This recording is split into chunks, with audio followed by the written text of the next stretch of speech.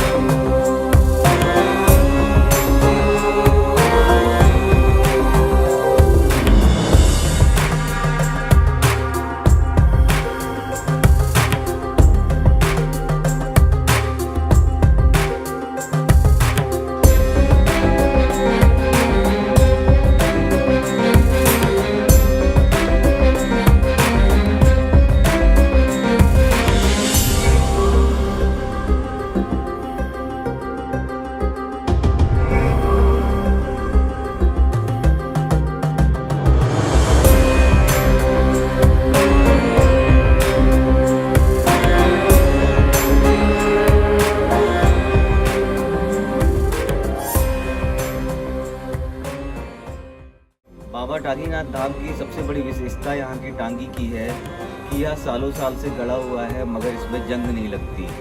यह बिना किसी देखभाल के धूप छाँव बरसात को झेल रहा है और गड़ा हुआ है, लेकिन इसमें जंग नहीं लगती।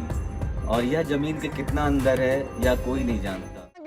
बाबा हो बैठोंगरी ऊपर नगपुरे देखो धाम बसलाए सुंदरे नगपुरे देखो धाम बसलाए सुंदरे देखो धाम बसलाए सुंदरे भाई देखो धाम बसलाए सुंदरे नगपुरे।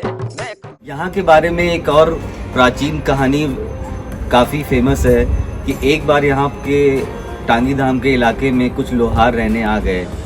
उन लोहारों को एक बार कुछ लोहे की ज़रूरत पड़ी तो उन्होंने सोचा कि फरसे से कुछ लोहा निकाल लेते हैं।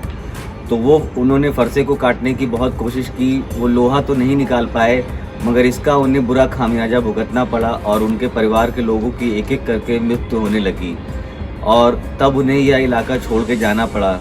और कहते हैं कि तब से यहाँ पे लोहार नहीं आते और लोहार आके नहीं रहते हैं। और यह भी कहते हैं कि लोहार इस मंदिर के परिसर में आते हैं तो वो 10 से 15 मिनट से ज़्यादा नहीं रुक पाते और उन्हें घुटन सी होने लगती है। यहाँ पे मौजूद जो आप सैकड़ों की संख्या में शिवलिंग देख रहे हैं, यह विभिन्न राजाओं द्वारा उनके वानप्रस्थ काल की निशानी है। यहाँ पे राजा अपने वानप्रस्थ काल में आया करते थे और अपने आराध्य शिव की पूजा किया करते थे। और यह जो तरह तरह के आप शिव भगवान के रूप देख रहे हैं, ये उसी शिवलिंग और उसी वानप्रस्थ काल की निशानी है।